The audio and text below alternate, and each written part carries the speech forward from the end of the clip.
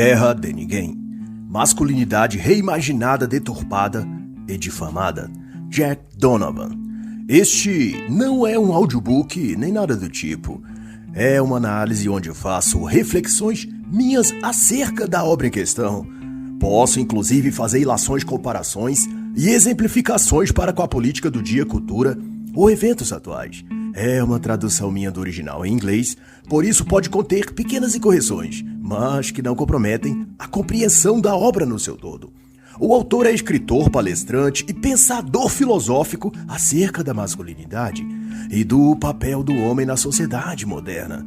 Suas reflexões abrangem o conjunto de conhecimentos que ora chamam de masculinismo, manosfera ou red pill. E ele inicia trazendo uma pertinente reflexão. Imagine, vai então dizer ele, que lá pelos anos 1940 alguém apresentasse um quadro futuro onde o mundo seria governado pelas mulheres, onde os meninos eram punidos ou até expulsos da escola por qualquer coisa típica de meninos, como coçar o saco, xingar palavrão. Nesse exercício de imaginação, continua ele, os homens seriam chamados de segundo sexo e considerados seres de status abaixo das mulheres. Já as mulheres, por sua vez, seriam nesse utópico futuro sexualmente promíscuas, participando até de passeatas com os seios à mostra e dizeres em cartazes que são vadias sim. Por outro lado, os homens seriam obrigados a pedir permissão verbal explícita para cada vez que quisesse beijar uma mulher, mesmo sua namorada. Com relação aos filhos, as mulheres os criariam sozinhas. Os homens não teriam participação na educação dos próprios filhos e seriam considerados descartáveis.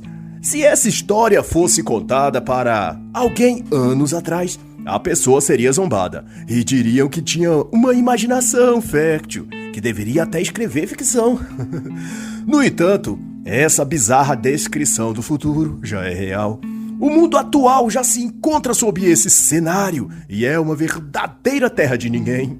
E Donovan salienta que já em 2000, autores como Christian Sommers já alertava para o que chamava de guerra contra os meninos e avisava que aquela década já era uma época ruim para ser menino na América. Ao que se vê, portanto, já sendo estabelecida uma cultura de adestramento aos homens e meninos, onde eles estão sendo reeducados para ser e sentir de modo menos masculino. Eles estão aprendendo a ser menos homens, digamos assim. É uma doutrinação psicológica sobre os meninos, visando remodelar o jeito como se veste, falam, gesticulam e todo o seu modo de pensar também. E é essa nova cultura que vai sendo construída sobre o mundo em toda parte, todos os elementos básicos que sempre foram típicos dos homens e meninos ou da própria natureza masculina, está sendo taxado de hipermasculinidade e, por extensão, os meninos ensinados a terem vergonha de possuírem esses traços típicos masculinos.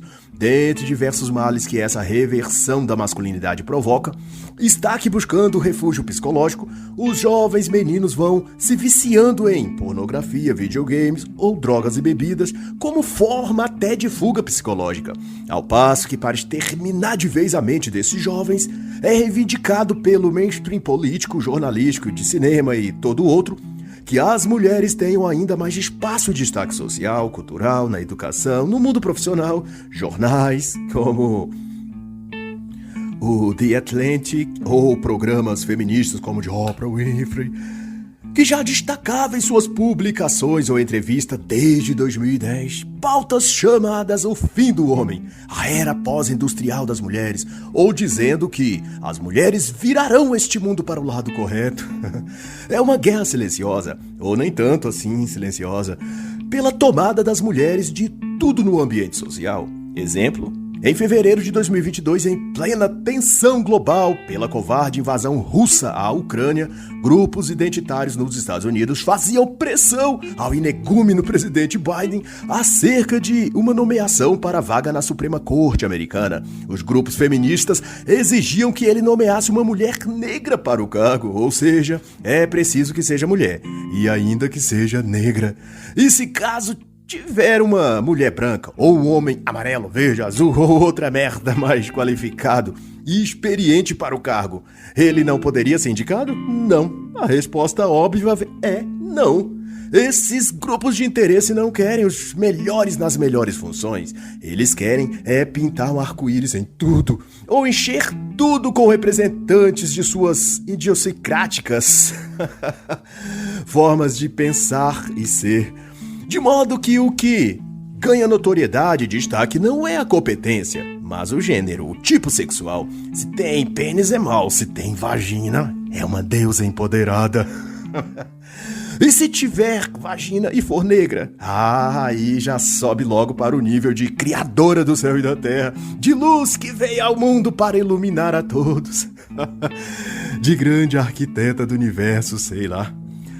E responde pra mim, tem coisa mais nojenta que essa? Tem não, né?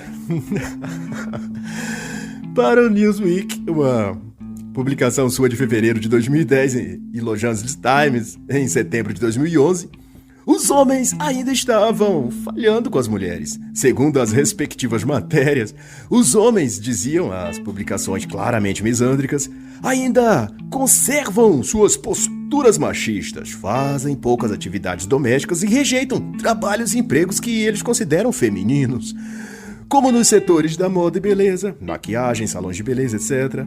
Para essas revistas e jornais feministas, a aclamada igualdade de gêneros só poderia vir quando os homens deixassem seus papéis típicos masculinos, o que, para bom entendedor, quer dizer eles deixarem de ser homens, se afeminizarem, o que definitivamente posiciona a sociedade a uma configuração social matriarcal, ou, na menor das hipóteses, matrilinear ou matrifocal, diz o autor.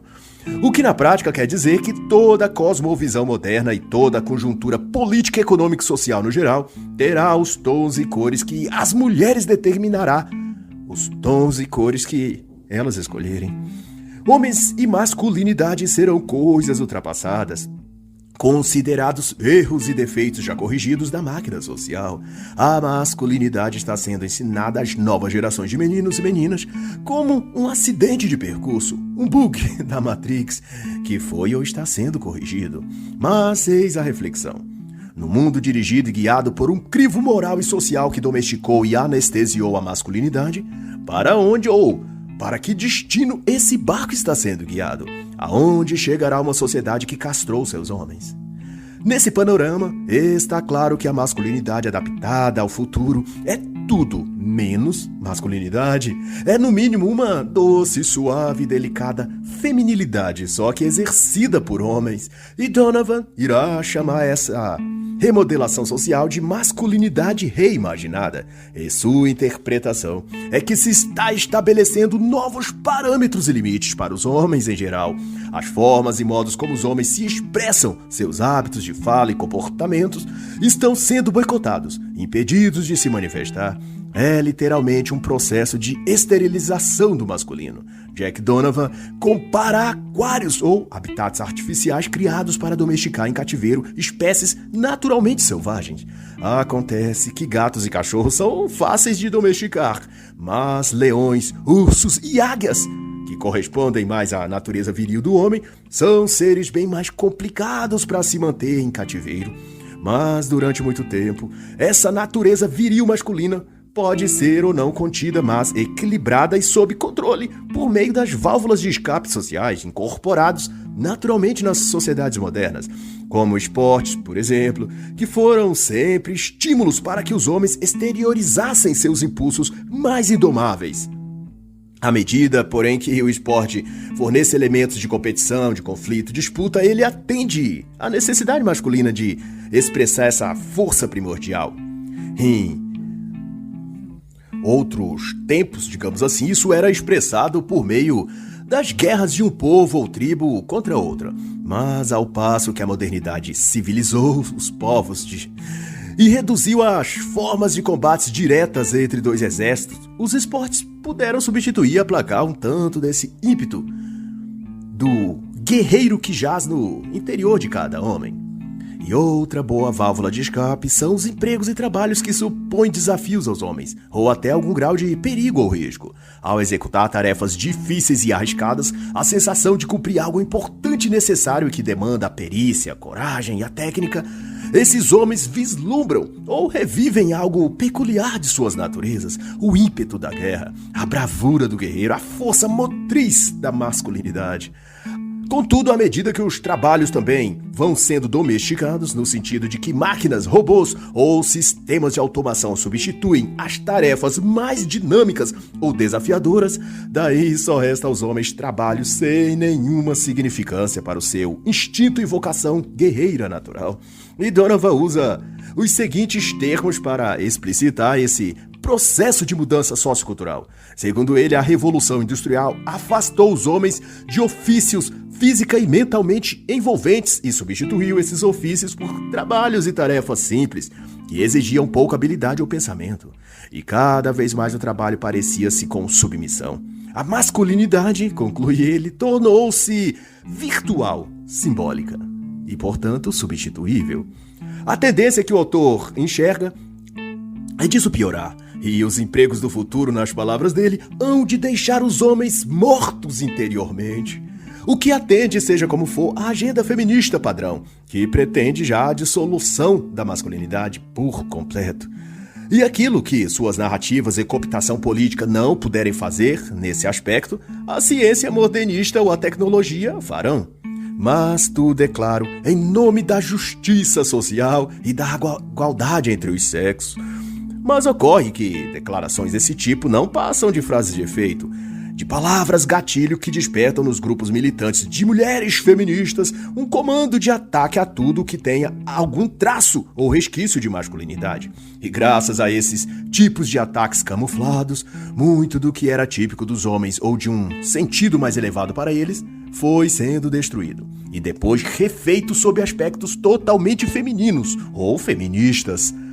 E um exemplo claro disso foram virtudes como honra, força e coragem, que sofreram o esvaziamento do seu sentido primordial. Ligados a partes da masculinidade, foram essas, porém, reinterpretadas em termos mais relativos, para que, como diz o autor, o menino mais fraco ou a menina mais mansa pudesse de alguma forma se sentirem incluídos no que quer que agora fosse significar ser forte, ser corajoso ou ser honrado.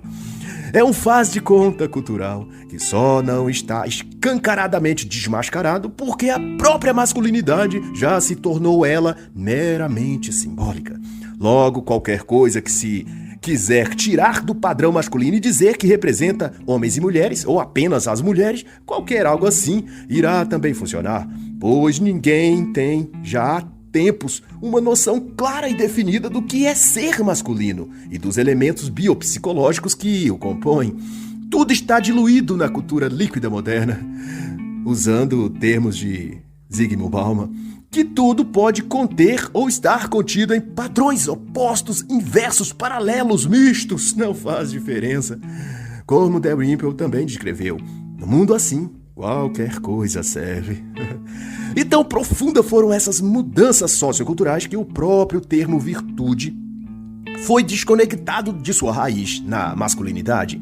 O prefixo vir deriva da expressão virilidade, que por sua vez refere-se a um atributo típico do comportamento substancialmente masculino. Isto é, as virtudes foram primariamente ensinadas, aprendidas e incorporadas no mundo a partir de uma premissa ou matriz de pensamento em que do homem, da essência do masculino é que brota a virtude. E quanto mais viril este fosse, mais virtude poderia ser vista nele. E vice-versa. Quanto mais virtude ele demonstrasse perante a sociedade, mais viril era seu porte, sua presença e seu caráter. O que logo apontava uma série de componentes morais e éticos e elevados socialmente, que esse homem seria alvejado como modelo e exemplar de masculinidade para todos os demais jovens de gerações subsequentes. E Donovan, então, vai declarar que as mulheres se apropriaram, então, de tudo o que queriam, de anos de cultura masculina. E aos homens restou construírem uma identidade coletiva a partir do que restou, um pouco de uma aparente postura machista benigna, piadas em roda de bar e cerveja. Mas até essa última parte, a cerveja, conclui o autor, também está sendo roubado por elas, que já posam orgulhosas com taças de chopp cheias até a borda, sentadas em bares e baladas, achando-se criadoras do estilo de vida beber e cair. Mas não é que essa parte tenha alguma vez sido uma qualidade ou virtude para os homens, mas é que, acreditando que fosse, as modernetes empoderadas se apropriaram disso também, incorporaram o perfil cachaceiras de boteco para usar um jargão típico brasileiro e agora se exibem em selfies e videozinhos de TikTok no status do WhatsApp, fazendo vez em mostrar que bebem muito, transam muito e jogam a vida na merda igual os piores tipos de homens. Nossa, que orgulho para essas mulheres. Parabéns ao feminismo. Conseguiu criar novos monstrinhos na sociedade. Criaturas femininas montadas com todas as piores falhas e defeitos do caráter dos piores homens. Que sensacional essa criação. E discussões à parte, nisso o autor resume o significado do feminismo. Portanto, feminismo é a noção radical de que os homens devem fazer o que as mulheres dizem, para que as mulheres possam fazer o que elas quiserem. E o que elas querem, então? Eis a questão. O melhor, formulada a pergunta, o que o movimento feminista ensinou e convenceu as mulheres de que elas devem querer, devem desejar, devem lutar para ter? E a resposta não poderia ser outra. Elas querem, e foram convencidas assim, simplesmente tudo. Desde o sexo cada vez mais livre, variado, farto, até posições econômicas e altos cargos. Elas querem o poder, a política, dominar a religião. As mulheres querem tudo, desde que antes aquilo tenha sido dos homens. Pois que, em resumo, o feminismo não se ocupa e não se trata de as mulheres conquistarem algo, mas de os homens perderem algo. Não é que as mulheres têm que ganhar. Feminismo não é isso. Feminismo é uma guerra para que os homens sempre percam. E percam tudo, inclusive seu falo, seu pênis, sua masculinidade. E é sob esse pano de fundo que as novas relações sociais estão sendo construídas. Tudo sendo remodelado para a história, a economia, as ciências jurídicas e políticas. Tudo seja espelho para refletir a imagem do feminino, como belas, empoderadas, triunfantes. E essa tal nova imagem da mulher celebraria elas como deuses, sempre proeminentes, como se fossem seres especiais guiadas por algum tipo de força ou essência divina que doravante lhes concedesse o direito e até o dever de fazerem tudo e qualquer coisa que seus corações desejar. Mas é problema dessa nova forma da mulher, vai dizer Dona Van, que nada disso está em lugar algum na sociedade. O mundo real não é assim, e nem o pode ser, ou senão ele se deterioraria por si mesmo.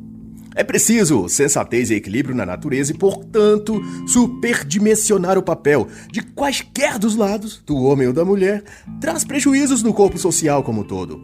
Há demais para que essa imagem da super-mulher se edifique. É reivindicado aos homens que diminuam, que se anulem, que abram mão de serem homens, já que ser homem contém em sua natureza o impulso e o potencial de liderar, de tomar decisões, de se esforçar, de corrigir, de triunfar por seu mérito e empenho. Se tiver de jogar fora esses traços de sua substância, ele estará deixando de ser ele mesmo. E isso seria como exigir, por exemplo, que uma árvore abrisse mão de sua raiz, mas querer que ela continuasse gerando frutos para alimentar quem fosse. Sem a raiz, ela não é árvore por completo, e tão logo as folhas ficam amarelas e caem murchas.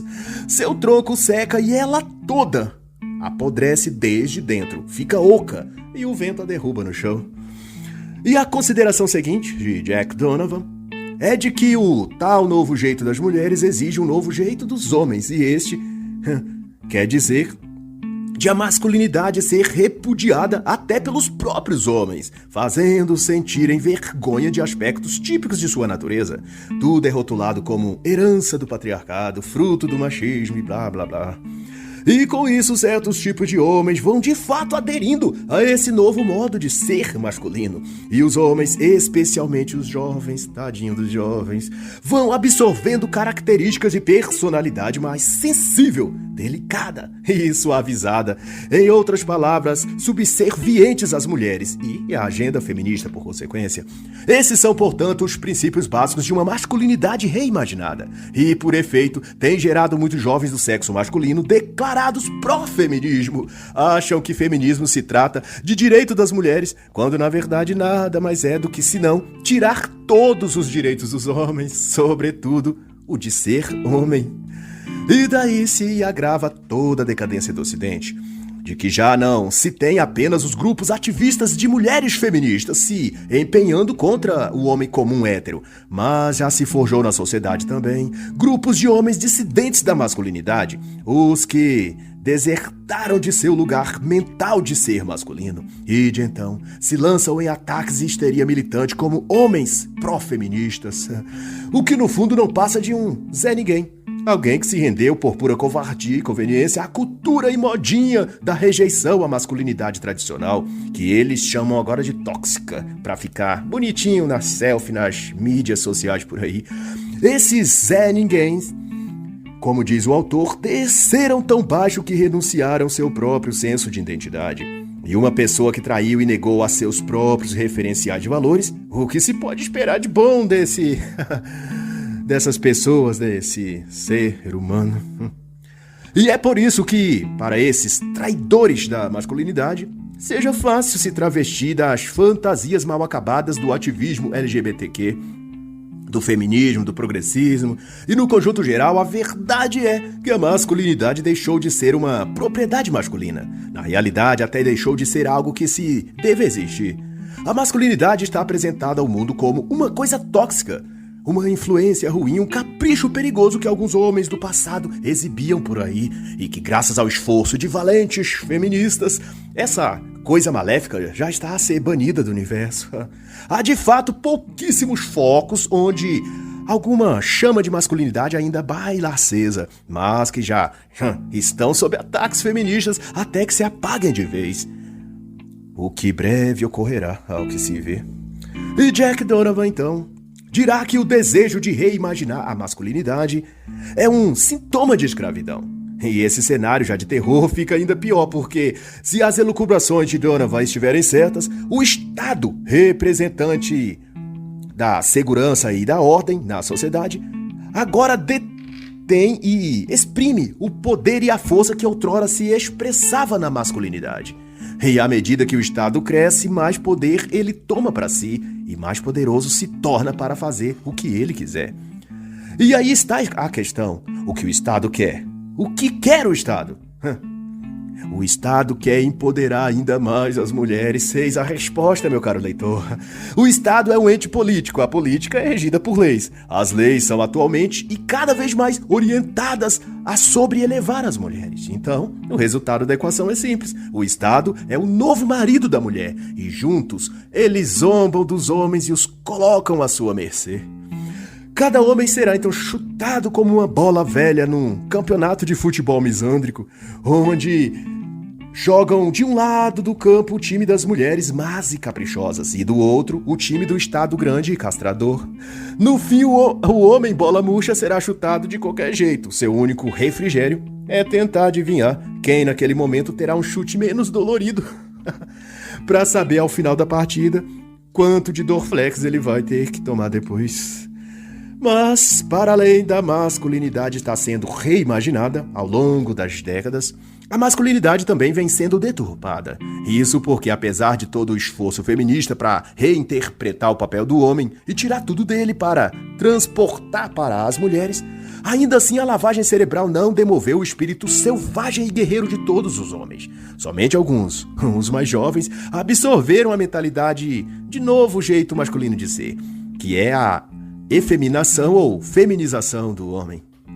Deu-se daí, então, uma nova rodada de ataques contra a masculinidade, dessa vez pelo viés da deturpação da sua imagem. Na prática, passou-se a descrever a masculinidade como uma inclinação ou forma patológica e a relacionar quaisquer elementos próprios da masculinidade, como honra, força e coragem, por exemplo, a problemas ou inclinações psicopatológicas, isto é, as mesmas redinhas sociais feminazistas, jornais e mídias de esquerda e os mesmos ativistas gaysistas passaram a atuar em sincronia sobre essa pauta. A tese de que masculinidade é um certo estado doentio psicologicamente. Ser saudável mental e socialmente é ser mulher, olha aí. Ou, no caso dos homens biológicos, seria o caso de se tratarem com psicólogas feministas para se esvaziarem desse mal, que seria, no caso, o vírus da masculinidade. Mas, como não podiam, a princípio, ficar usando esses termos que remetem à sociopatia, psicopatia, etc., tinham de depurar, ou melhor, diluir primeiro a ideia na sociedade. E esse é o papel e função da mídia feminazi. E assim ela fez. E das expressões que mais se popularizou e condensou essa ideia de que o ser masculino, a masculinidade essencialmente, é algum tipo de transtorno ou desequilíbrio, foi a expressão masculinidade tóxica. O adjetivo substantivo tóxico tem uso na farmacologia, justamente porque denota a ciência dos medicamentos e curativos, para se querer então indicar que a masculinidade depende e precisa ser tratada, pois é um mal, um transtorno, um desvio psicológico.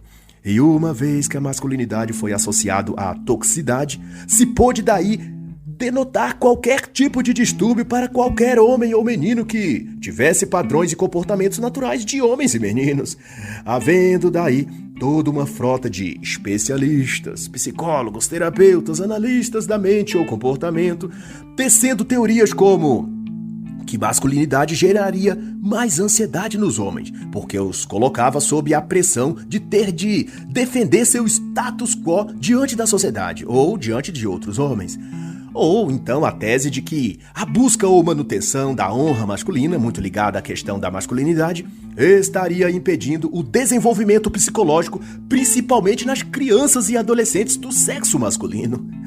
Houve também estudos que, supostamente, mostravam que demonstrações de força, coragem ou habilidades masculinas eram fugas psicológicas para a insegurança, o desespero e o medo que meninos e até homens adultos estariam sofrendo dentro de si.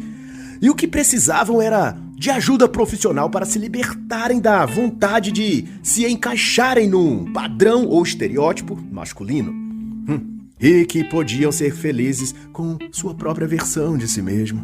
Mas daí, quando fazem todas essas colocações e conjecturas sobre os homens serem inseguros disso ou daquilo, que são fracos, ansiosos, têm medo, etc., e estariam camuflando tudo isso sob a tal máscara da masculinidade, quando elaboram essas teses, Jack Donovan chama nossa atenção que padrões comparativos estão usando para dizer se os homens estão bem ou mal. Quando afirmam isso ou aquilo da masculinidade, qual o modelo comparativo que estão todos esses especialistas utilizando? Para eles, o jeito masculino de ser está errado. Mas com que padrão estão comparando os homens? E Donovan não hesita em responder que quando dão nota baixa aos homens, os estão comparando, na verdade, com as mulheres. O padrão de referência que usam para medir a masculinidade, se é muito tóxica ou pouco tóxica, é o sexo feminino. Coloca-se as mulheres como premissas comparativas, como se elas fossem modelos adequados de comportamento social. Daí tudo que foge para mais ou para menos do que uma mulher típica faria ou diria ou sentiria nessa naquela situação, isso se torna a referência para avaliar os homens. Quanto mais próximos do padrão feminino, melhor o homem é. Quanto mais distante, pior e mais tóxico é esse homem. É muito simples então de entender a visão deturpada desses grupos ideológicos. Para eles, os homens são tóxicos se fizerem ou se fazem algo que assim os tornem, mas a classe masculina é tóxica simplesmente porque não são mulheres, isto é, quem não for mulher ou não se travestir para ser, está fora do padrão de perfeição da natureza humana. E cá pra nós isso é que mas parece uma insanidade total e problema psicológico, isso sim. E não obstante, por isso mesmo, Donovan enseja que os homens e a masculinidade foram caricaturados e deturpados em nome e em função de uma agenda ideológica. E toma ponto também nessa discussão o já notório e conhecido fato de que as teorias modernas que emolduram as jactâncias filosóficas de diversas psicólogas estudiosos do comportamento social advém de conceitos e ponderações feitas a partir do que antropólogos sociais produziram, sendo a mais destacada a autora fraudulenta Margaret Mead, da qual Michael Jones dedica toda uma obra a discutir, o livro Modernos Degenerados, uma obra-prima que eu recomendo. Mas não obstante, Donovan cita Mead quanto aos trabalhos dela na Nova Guiné, nas sociedades primitivas, os Arapesh, os Mundungumor e os Chambuli. Segundo Donovan, as caracterizações dos papéis sexuais nessas sociedades, feitas por Margaret Mead, endossaram a narrativa que agora já se transformou em consenso acadêmico-científico de que nessas culturas, longe das influências capitalistas, digamos assim, ou religiosas cristãs, essas sociedades tendiam para um comportamento feminino no seu todo. Os próprios homens arapesh, por exemplo, eram passivos, cooperativos, pacíficos, isso segundo a Mead. Mas, porém, o próprio marido de Margaret Mead, na época o antropólogo social e psicólogo destacado Frank Fortune, a desmentiu em tudo o que ela disse. Ele, que estudou ao lado dela essas tribos e etnias, chegou a conclusões totalmente opostas e escreveu livros importantes na época e no meio acadêmico que selavam as hipóteses de Mead como sendo equivocadas, tendenciosas e sem dados para aquelas conclusões. Fortune desmentiu, portanto, as suposições de Margaret Mead, que longe da influência ocidental, homens e mulheres tendem a temperamentos semelhantes, sem as disparidades, seja de papéis de gênero, trabalho, destaque social e até comportamento sexual, no que tange a trocas de parceiros e atividades sexuais, etc, etc. Tudo isso foi rejeitado por quem esteve ao seu lado e participou dos estudos. No entanto, apesar disso, a tese de Mead servia aos interesses de uma classe riquinha europeia, da mente culpada. Querendo expurgar essa culpa, essa classe passou a financiar estudos e publicações que fossem dessa linha de pensamento, até que a modinha de querer traduzir, a partir das idiotices que Mead e outros produziram, que os traços ou diferenças culturais sexuais entre homens e mulheres adotados no Ocidente seriam meros incentivos ou influência da própria cultura ou hábitos sociais arraigados e não da natureza própria do homem e da mulher. Margaret Mead era tão obcecada em estabelecer esse tipo de deturpação que forjou dados também para descrever a sociedade Chambuli da Guiné como sendo os homens da tribo sensíveis, artísticos, fofoqueiros e emocionalmente dependentes. Atributos vistos predominantemente na maioria das mulheres aonde quer que se vá. Mas o que ela pretendia, e nisso alcançou êxito, era delinear um novo padrão para os homens ocidentais, que se tornassem menos masculinos e viris e adotassem estéticas femininas, como gostar de maquiagem, de adornos, roupas leves, sedosas e coloridas, a falar trivialidades sobre revistas da moda ou fofocas do que aconteceu ontem no BBB Brasil. No dizer desses autores, e foi isso que conseguiram incorporar na mentalidade ocidental, que os papéis sexuais são quase totalmente aprendidos. O que daí se podia então afirmar que o papel sexual masculino pode ser desaprendido ou remodelado. É a conclusão. Os homens aprendem a ser masculinos, por isso podem aprender a ser outra coisa, a serem femininos, por exemplo. A masculinidade assim posta é descartável.